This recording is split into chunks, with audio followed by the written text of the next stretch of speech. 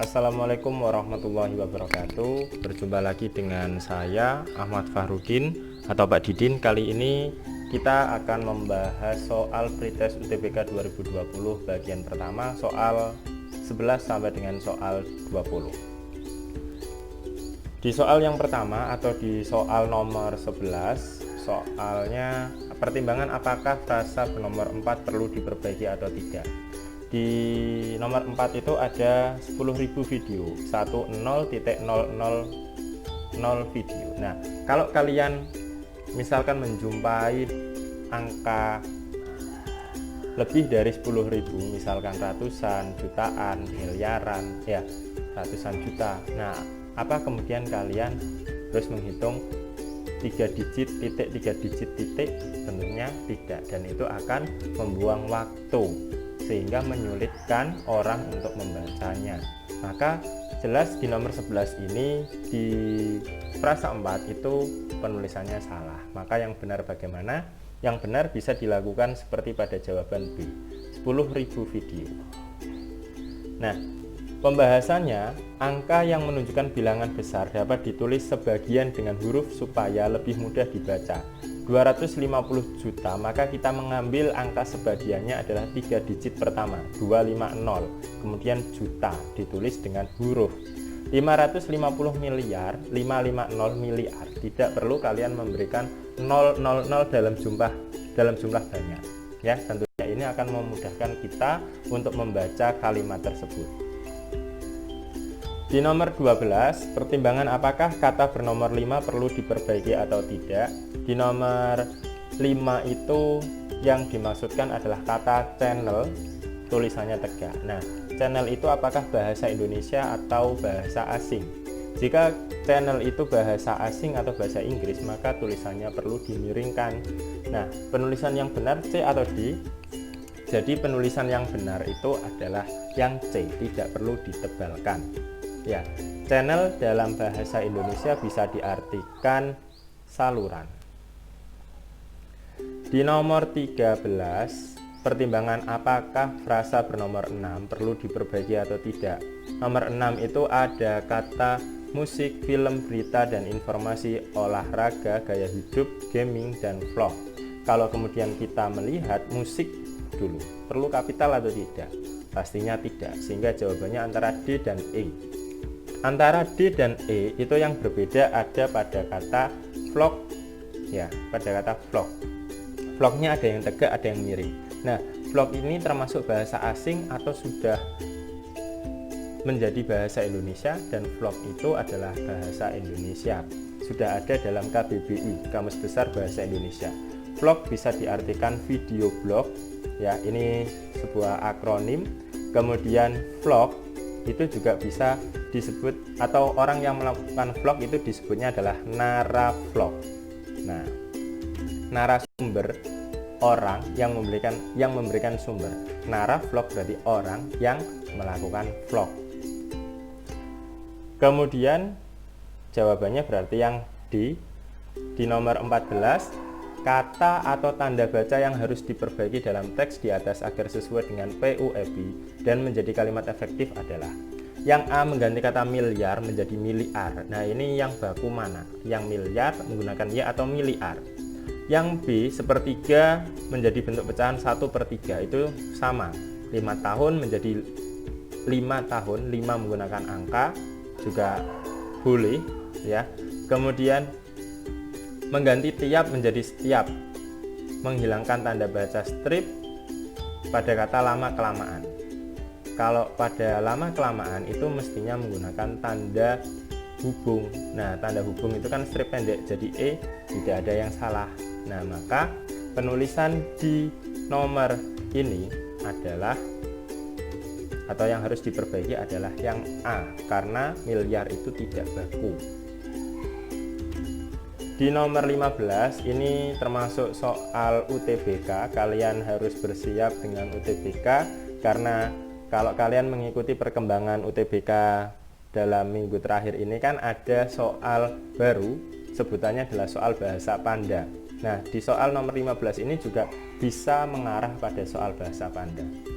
Soalnya Saat Lina bangun tidur, ibu tidak ada di rumah. Lina menemukan pesan yang ditinggalkan ibu. 11, tanda seru 4, 34707. Dilihat dari pesan itu, kemanakah ibu pergi? Nah, menurut kalian kemana? Nah, kalau kita dilihatkan dengan angka itu, maka kita barangkali akan bingung. Nah, karena triknya adalah dengan membaliknya. Nah, contohlah seperti itu. Jadi, kita bisa membacanya to the hill. Nah, dan kita bisa mengartikan bahwa ibu pergi ke bukit. Di nomor 16, ini juga bisa termasuk bagian dari bahasa Panda. Kalaupun di nomor 16 itu tidak ada panda, tapi adanya purbakala, maka kita bisa mengubahnya menjadi bahasa purbakala ya di soal ini. Alisa menaiki mesin waktu dan kembali ke zaman purbakala agar bisa berkomunikasi dengan manusia purba di zaman purbakala. Alisa melakukan analisis singkat mengenai penggunaan bahasa di zaman purbakala. Berikut hasil analisisnya. Frekti, pakaian. Garfrek, memakai. Ada kata yang sama. Ada frek, ya. Frek, pakai. Ti, an. Akhiran an. Imbuhan an. Garfrek, germe. Freknya makai atau kata dasarnya pakai. Maka kita bisa mengambil simpulan bahwa pakai itu adalah frek. Garbor, memakan. Nah, di atasnya garbor itu kan juga ada gar, maka bornya itu adalah makan. Kita diminta mencari kata sayuran. Kalau tadi sayuran kata dasarnya sayur, berarti akhirannya adalah an, berarti a-nya adalah t. Nah, sehingga kita dihadapkan pada pilihan a atau d. Kalau borti mestinya adalah makanan. Karena ini sayuran berarti jorti. Sehingga jawabannya D. Di nomor 17, berikut ini bukan rincian isi gagasan yang dikemukakan pada wacana di atas. Pertanyaannya bukan rincian isi gagasan, ya.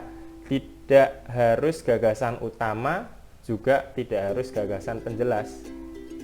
Saya ulangi, kita diminta mencari yang bukan rincian isi gagasan. Nah, sementara gagasan itu ada gagasan utama, ada gagasan penjelas. Gagasan utama itu ada di kalimat utama, gagasan penjelas ada di kalimat penjelas.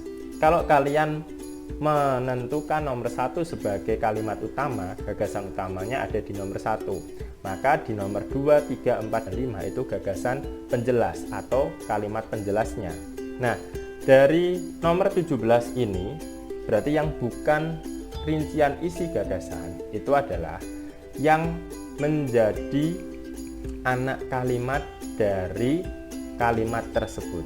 Ciri dari anak kalimat itu terdapat konjungsi, sehingga jawaban di nomor 17 itu adalah seperti meruntuhkan institusi sosial dan memudarkan budaya lokal. Mengapa? Karena di sana ada kata seperti ini, berarti menjadi bagian dari apa? Anak kalimatnya. Maka jawabannya adalah yang B. Di nomor 18, kalimat 2 yang bukan bagian inti. Nomor 18 ini mirip dengan nomor 17. Saya perjelas kembali. Ketika kita diminta mencari yang bukan inti, ya, berarti kita kemudian harus melihat di soal 1 sampai 10 tadi sudah kita bahas mengenai anak kalimat dan induk kalimat. Kalau kita berbicara induk kalimat itu sama halnya menjadi inti kalimat. Ini berarti ada dalam kalimat majemuk. Sekali lagi, kalimat majemuk itu kan ada anak kalimat dan induk kalimat. Nah, kalau kita berbicara anak kalimat berarti klausa itu didahului konjungsi. Ya. Dan kalimat itu wajib memiliki induk kalimat, wajib memiliki inti kalimat, ya. Anak itu boleh ada, boleh tidak. Sehingga di nomor 2, kita diperlihatkan di sana ada konjungsi subordinatif karena konjungsi yang tidak setara, karena ditinggalkan oleh masyarakatnya sendiri. Sehingga jawabannya di nomor 18 itu adalah C. Kemudian di nomor 19, jika kalimat pertama dan kedua digabungkan menjadi kalimat majemuk setara bertentangan, gabungan yang paling tepat adalah, dari ciri nomor 19 ini kita bisa melihat langsung pada konjungsinya. Ada A tidak hanya tetapi juga, B bukan hanya tetapi juga, C bukan hanya melainkan, D bukan namun, E bukan hanya tetapi juga. Nah, jadi kalau kita berbicara konjungsi, selain kita tadi sudah membahas konjungsi subordinatif, kita juga hari ini atau di nomor 19 ini kita bisa membahasnya di konjungsi korelatif, konjungsi yang berpasangan. Ya, jawabannya sudah muncul duluan, A. Mengapa bisa A? Nah, begini pembahasannya. Konjungsi korelatif itu konjungsi yang berpasangan. Pasangan konjungsinya tidak boleh terbalik, tidak boleh kemudian dipasangkan dengan konjungsi yang lain. Misalnya, baik itu harus berpasangan dengan maupun, bukan pasangannya melainkan, tidak hanya pasangannya tetapi juga. Konjungsi ini tidak boleh tersusun secara acak, harus bersama pasangannya. Nah, kalau kita menggunakan kata baik maupun, contoh kalimatnya, kepala sekolah melarang siswanya membawa alat elektronik, baik HP maupun laptop. Ya, berarti keduanya ini dilarang. Bukan melainkan, adik saya bukan bermain boneka, melainkan mobil-mobilan. Berarti adik saya mainnya mobil-mobilan. Kalau saya mengubah kalimatnya seperti ini, adik saya tidak bermain boneka, melainkan mobil-mobilan. Kalau tadi di awal saya menggunakan kata bukan, barusan saya menggunakan kata tidak. Adik saya tidak bermain boneka, melainkan mobil-mobilan. Maka di kalimat ini ya maknanya adik saya tetap bermain mobil-mobilan, tetapi kalimat yang terakhir ini tadi salah. Kenapa salah? Karena bukan pasangannya melainkan. Ya, kalau saya menggunakan tidak berpasangan dengan melainkan, nah ini yang kemudian menjadikan salah. Seharusnya tidak itu berpasangan dengan tetapi. Contoh, kecelakaan yang terjadi di Jalan Panglima Sudirman tidak hanya membuat mobil itu lecet, tetapi juga ringsek. Nah, ini adalah penggunaan konjungsi tidak hanya pasangannya tetapi juga, seperti pada poin A. Kemudian di nomor 20, penulisan kata yang tidak tepat. Kalau kita membahas nomor 1, kata yang ada dalam pernyataan nomor 1 kan sudah betul ya. Nomor 2 betul, 3 betul, 4 di sana ada kata spiritual. Kalau kita menggunakan kata spiritual berarti kata itu tidak baku. Yang baku apa? Spiritual. Kira-kira begitu. Maka jawabannya adalah yang D. Dari soal 1 sampai 20 atau 11 sampai 20 berarti cukup jelas ya. Terima kasih.